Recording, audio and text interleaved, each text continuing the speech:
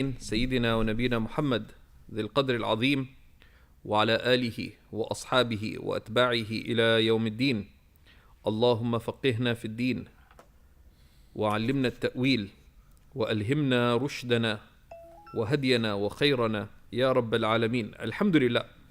In our lessons on Maraqi al-Falah, Sharh Nur al-Idah, we are starting today a special section where we're reading the fiqh related to fasting, then Zakat, then Hajj, bi'idhnillahi ta'ala. We also, of course, have the related classes continuing to take place on the fiqh of purification, which we completed, and the fiqh of prayer. So, the author says, Kitab al-Sawm, right? Fasting. Fasting, of course, is something that is from the shar'u man qablana, from the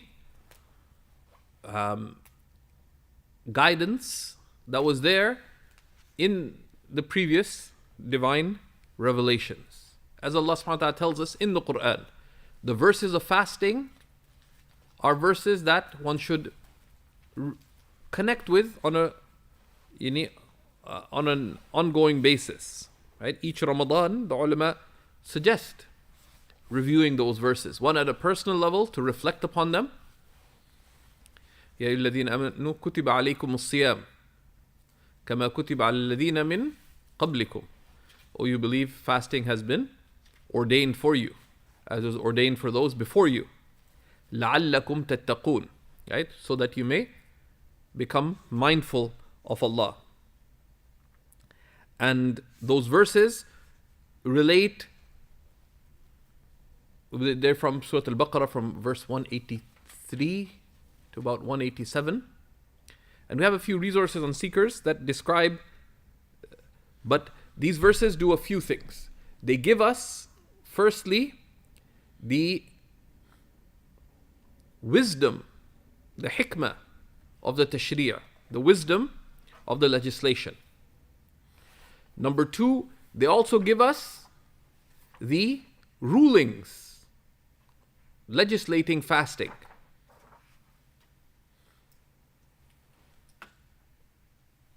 They both the general rulings and number three, the exceptions to fasting. So the rulings and the exceptions, you can consider these separate. But number three, it highlights the benefits of fasting. And they close with what is the ultimate aim of fasting. Right? The ultimate aim of fasting. So Allah subhanahu wa ta'ala tells us, لَعَلَّكُمْ تَتَّقُونَ. Right? So I say there's four central aims. We won't break down all these different elements. The rulings is what we're looking at here. But underlying fasting are four aims that are all expressed clearly in the verse. لَعَلَّكُمْ تَتَّقُونَ. So that you may become mindful. There are three aims that are means. And there's an ultimate aim. Right? The three bridging aims are the attainment of taqwa, لِتُكَبِّرُوا اللَّهِ, right? So that you may magnify Allah, takbir. لَعَلَّكُمْ تَشْكُرُونَ, so that you may be grateful. So that you may be grateful, may have shukr. And from these three key aims of fasting, just taqwa, takbir, magnifying Allah, making Allah central in one's life, gratitude, these are bridging aims to the ultimate aim of fasting, which is realizing the closeness of Allah. Okay? وَإِذَا سَأَلَكَ عِبَادِي عَنِّي فَإِنِّي قَرِيبٌ. If my servants ask you regarding me, I am indeed near. أُجِيبُ دَعْوَةَ الدَّاعِ إِذَا دَعَانِ. I answer the call of those who call when they call. Right? So that, and there we have a number of resources revolving around this topic on Seekers. You can see those there, both in the answers and some of the lessons that we've done on fasting. Okay. And this idea of qurb, Imam al-Ghazali talks about it beautifully in his inner dimensions of worship, in Asrar al-Sawm, right? Where he expresses this meaning about qurb through that fasting enables one to realize the qayyumiyya of the samadiyya of Allah, right? The samadiyya of Allah, that Allah is the one who is absolutely independent of any other, whom all absolutely depend upon. And he has a beautiful exposition on that, right? On the samadiyya, and it is through realizing your neediness and Allah's absolute freedom of need that the heart opens to knowing Allah subhanahu wa ta'ala, right? تحقق بنعتك يمدك بنعتك تحقق بفقرك يمدك بغناه, right? Be realized in your qualities and Allah will support you through His qualities. Be realized in your neediness and He'll support you through His absolute independence, His absolute richness. Okay, Kitab al-Sawm, right? He says, Rahmatullahi ta'ala alayhi,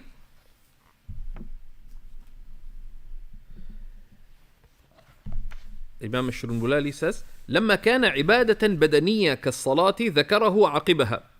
Why is the book of fasting mentioned after the book of prayer? Because it is a bodily act of worship. Prayer is a physical act of worship. Fasting is a physical act of worship. Then we move on from then to a material act of worship, which is Zakat. And then a hybrid act of worship, which is physical and material, which is Hajj. So there's a wisdom in this, right? And this, of course, highlights that the intelligent person does anything with purpose, right? ويحتاج لمعرفته لغة وشريعة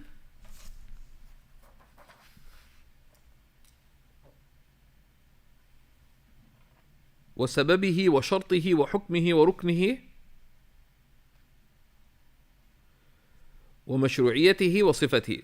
One needs to know its meaning in the Arabic language. What is the religious meaning of fasting?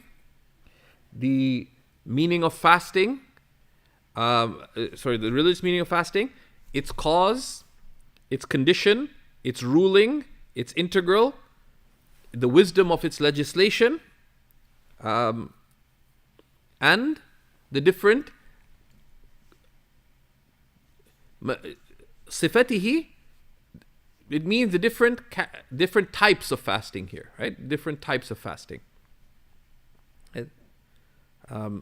فمعناه لغة الإمساك عن الفعل والقول. The lexical meaning is wider than the شرعي meaning, because it's, they say الإمساك مطلقا, right? It is fast. It is unconditional.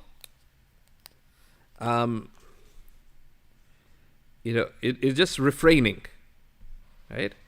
So what has come in the Quran in this sense?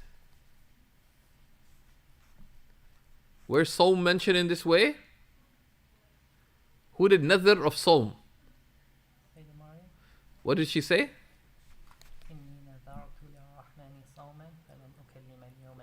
إني نذرت للرحمن صوما. I vowed for the sake of the All-Merciful to refrain.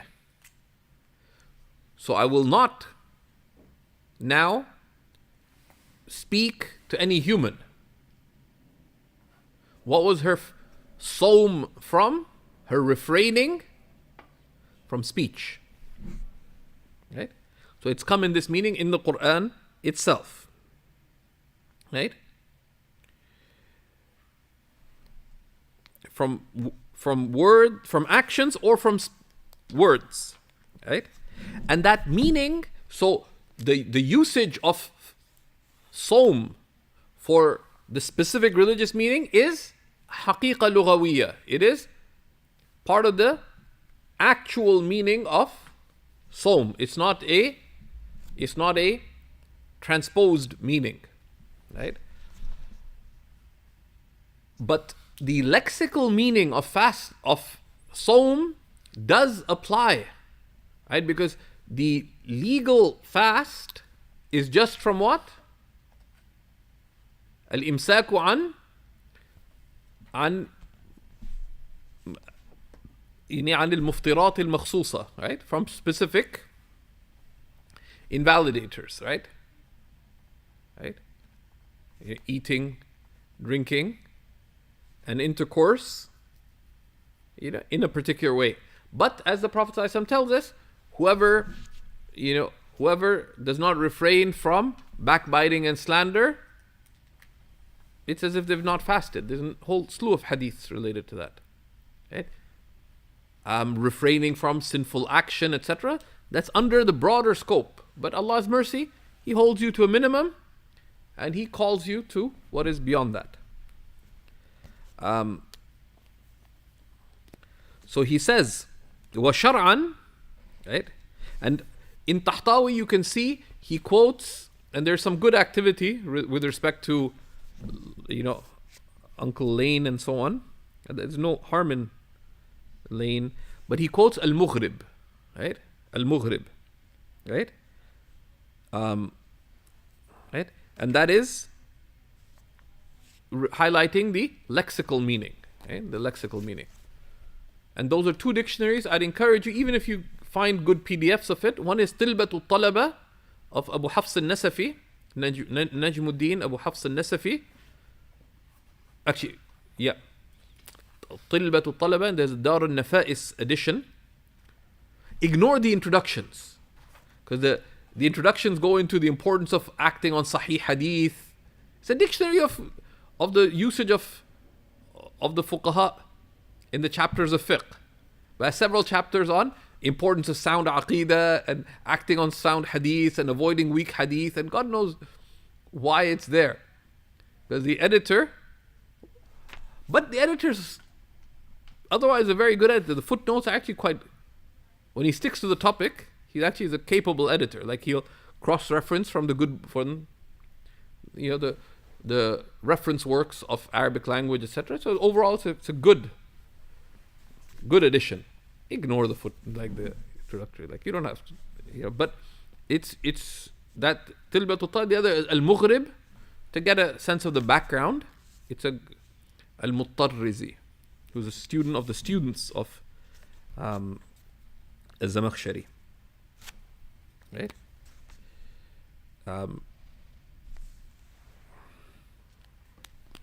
Right? So he says, هو الإمساك نهارا. Let's read the matan first for the definition. هو الإمساك نهارا عن إدخال شيء عمدا أو خطأ أو ما له بطنا أو ما له حكم الباطن وعن شهوة الفرج بنية من أهله. Right, so that's the definition. Right? It is refraining by day from allowing anything to enter deliberately or in error into one's stomach, or ما له حكم الباطن, or that which has the ruling of your inward, meaning of your body cavity.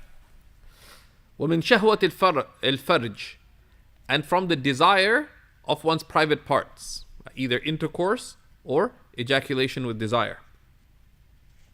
من أهله, from someone capable of fasting. Right? So let's see the definition. He says, هو الإمساك نهارا, it is refraining by day. النهار ضد الليل, the day is the opposite of the night. من الفجر الصادق إلى الغروب, right? From true dawn to sunset, right? So al-Fajr Sadiq, when the moment Fajr enters to when the sun sets. here there is a misconception that needs to be very clearly dispelled.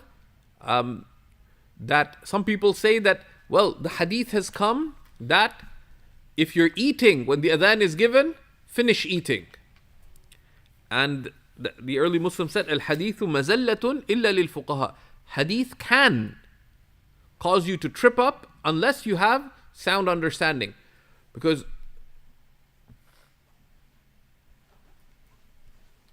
the adhan being referred to there is the first adhan. Because there's a context to words. Right? They say, if someone says when food is ready, then eat. So let's say your sister bakes some personal brownie. Is a brownie food? Yes. So as soon as it's done in the oven, you take it, you get in the car, drive around the corner, and eat her personal brownie that she baked in a cast iron pot. But when they said, when the food is ready, eat, what food are they referring to? They say dinner. It wasn't a permission to eat someone else's food, right? So this context is required. So there, during the time of the Prophet ﷺ, 2 adhans were given. Between Abdullah ibn Maktoum and Bilal, radiallahu ta'ala anhuma. One would give the adhan before Fajr to encourage people to do the recommended refraining. Right? And this Sahaba described, that's about 50 verses before Fajr time. Roughly 10 minutes. Some say more, some say less, depending on how you count to 50 verses. But that's recommended. Why? The wisdoms of that is, 1, practical caution. Number 2, to indicate restraint. Right? Number 3, that the last moments before Fajr, you engage in some worship there. So in that's how those verses are understood. Imam Nawawi and others relate ijma', scholarly consensus, that eating after Fajr time has entered invalidates the fast. Okay. An idkhali shay'in, from anything going in, سواء كان يؤكل عادة, whether it's normally eaten, أو غيره, سواء كان يؤكل هو عادة أو كان غيره, right? أو كان هو غيره. وقيد الإدخال وقيد الإدخال يخرج الدخول لغبار. Right? And saying from taking something in excludes if dust goes in by itself. Now this is tricky.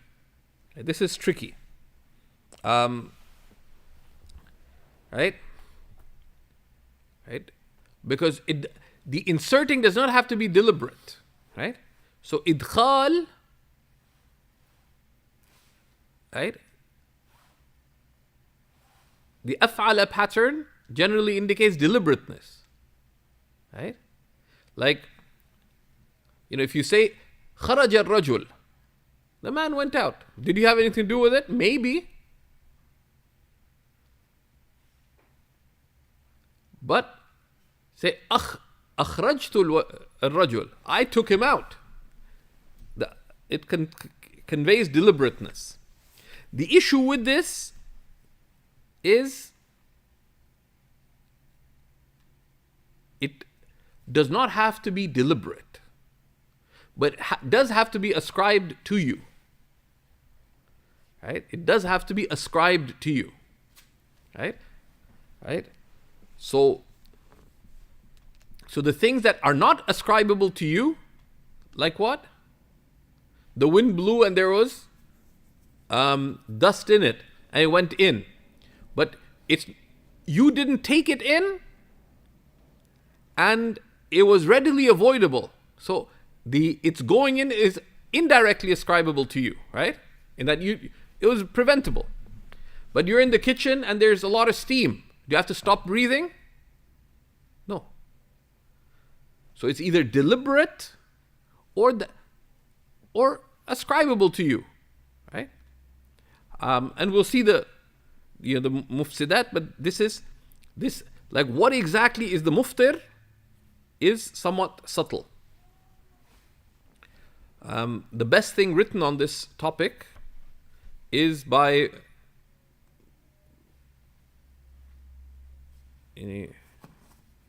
Sheikh al-Allama Mufti Rafi Usmani, called ضابط المفترات في الشريعة الإسلامية. I don't know if it's online in PDF, the Arabic. We should see if it's available somewhere, because that's definitely worth getting.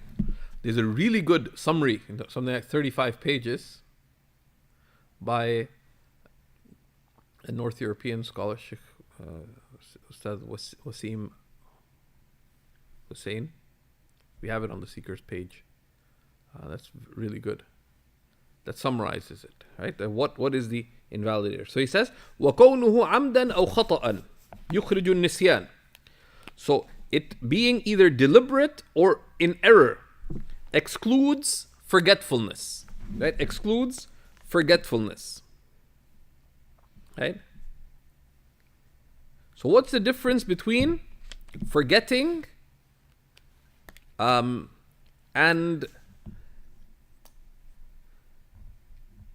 between an error and forgetfulness?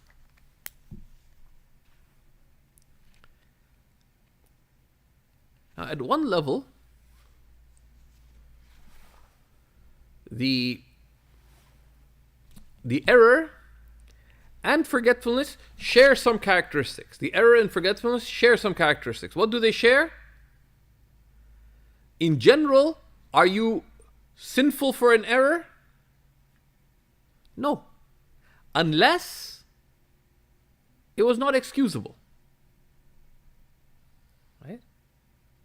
So the error, it's come in tradition that إِنَّ اللَّهَ قَدْ تَجَاوَزَ عَنْ أُمَّتِي, and there are different narrations.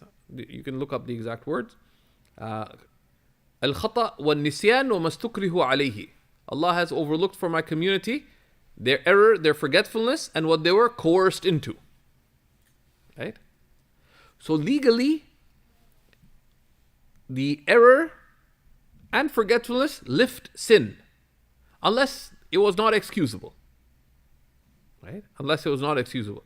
You're gargling and trying to get every corner of the back of your throat, and some water went in. That's an error. But all you're worried about was, I want to get every corner of my throat with my gargling, right? And then some water went in. Pretty hard to argue that that's excusable, right? But the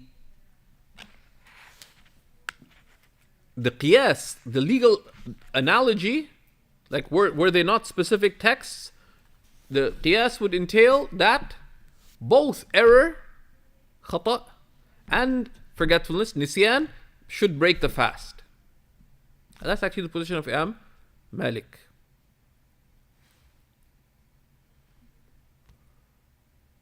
But it has come in authentic hadith that the forgetfulness is excused. The forgetfulness is excused. Textually, right?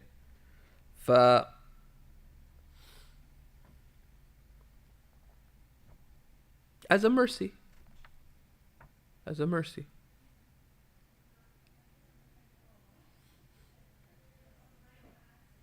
But it is mentioned in Majma' al-Anhur and elsewhere that it is recommended. It's extrinsically recommended to make a fast in which you forgetfully ate. It's not intrinsically recommended. In our madhab, it doesn't break it, but because it's recommended to avoid the difference of opinion of the other madhabs. Okay. والمخطئ من سبقه ماء المضمضة إلى حلقه فهو كالعمد. Right? So he defines the forgetfulness, right? Right? The error, he defines it by an example, like someone who من سبقه الماء المضمضة, someone who was rinsing their mouth and the water went down their throat. فهو كالعمد, this is treated like it being deliberate, right? In terms of breaking the fast, right? So it's like the deliberate in that it breaks a fast. The khata does not require kafara, and the error is not necessarily sinful.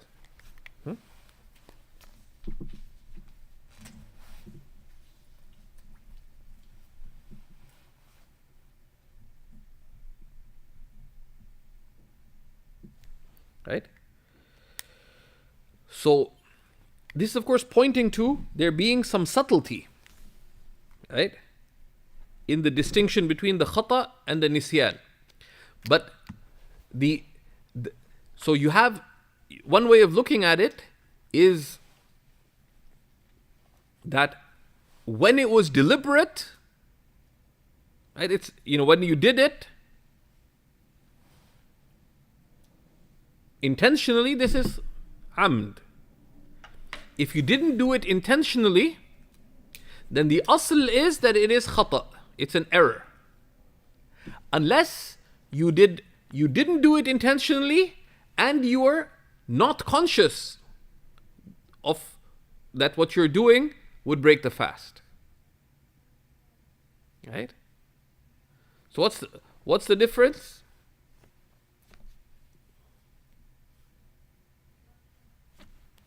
I used to be good at this. You're sitting there and you say, oh, Maghrib's in. You drank. Did you deliberately drink to break the fast? No. Right? This is considered an error. Why? Because you did not purposefully break your fast. عمدا أي تعمد إفساد الصوم. Right? They deliberately. So you did not do it purpose. You did not intend to break the fast. But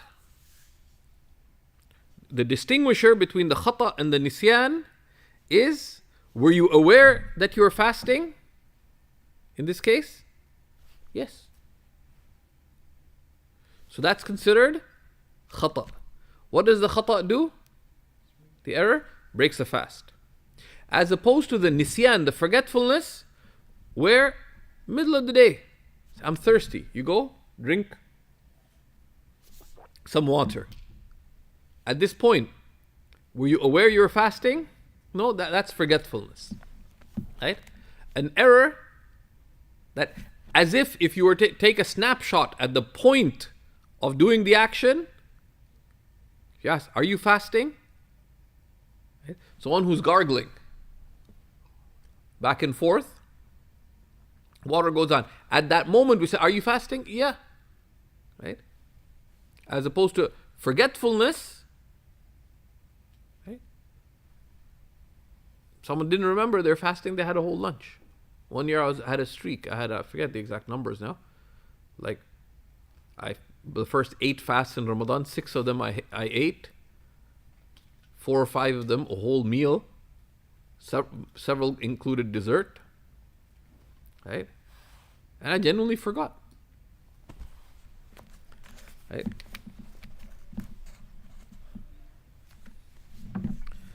So, right?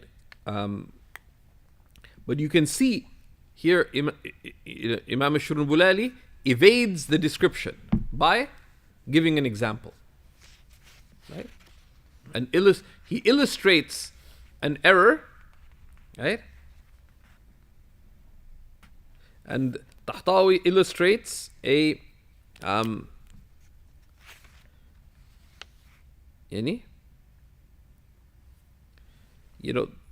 that if someone eats or drinks or engages in intercourse, forgetting that they're fasting, that doesn't break the fast. Right?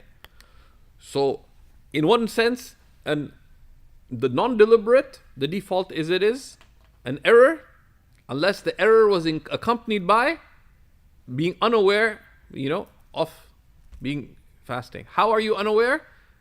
That at the point of doing the action, if you're asked, are you fast? If they were to check, are you conscious you're fasting? Oh, I forgot. Right? That's forgetfulness, right? Yeah.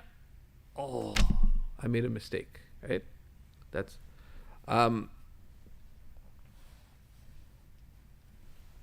okay. سواء أدخله بطنا, whether one made it go in to one's stomach, من الفم أو الأنف, يعني from one's mouth or one's nose, أو من جراحة في الباطن تسمى الجائفة, or a wound that reaches your body cavity, right? But it's not any wound. It's a wound that reaches your body cavity. Unlikely. That's in a critical scenario, right? Right?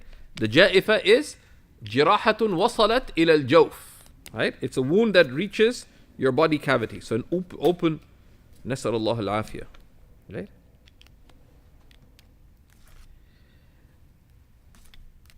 أو أدخله فيما له حكم الباطن, or one made it reach that which has the ruling of the inward. وهو الدماغ كدواء الآمة. Right? And that's the dimagh, that's the brain. It's a wound that that goes into the brain cavity. Right? Right? Jirahat, and they distinguish. It gets quite gruesome, right? That it has to pierce the outer layers of the, because there's a skull, there's a membrane. It goes into the brain itself, right? Because you have skin, and then you have skull, and then you have this protective layers. So it goes into the they call it ummud dimagh, to the brain itself. Right? These layers, this is the outer parts of the brain. It's not the brain itself. And you can read the descriptions of the dimagh in their appropriate place. Okay. Right? وَالْإِمْسَاكُ نَهَارًا, and likewise refraining by day مِنْ شَهْوَةِ الْفَرْجِ, from the desire of the private parts. يعني شمل الجماع والإنزال بعبث. This encompasses both intercourse and ejaculation with desire. Right? With عبث. عبث is فعل ما لا فائدة له. Is doing that which has no benefit. Right? And has a reprehensible connotation, of course, right? So that basically masturbation, it is impermissible. It breaks a fast, does not require kafara, and of course requires tawbah, right?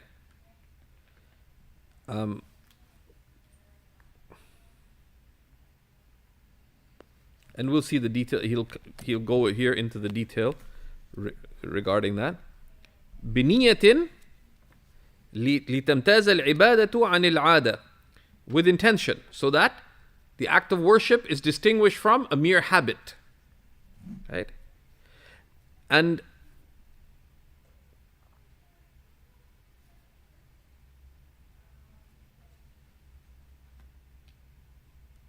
now we'll look at the details about the intention later here, but they say it is inconceivable, لا يتصور عادة أن يخلو مسلم عن نية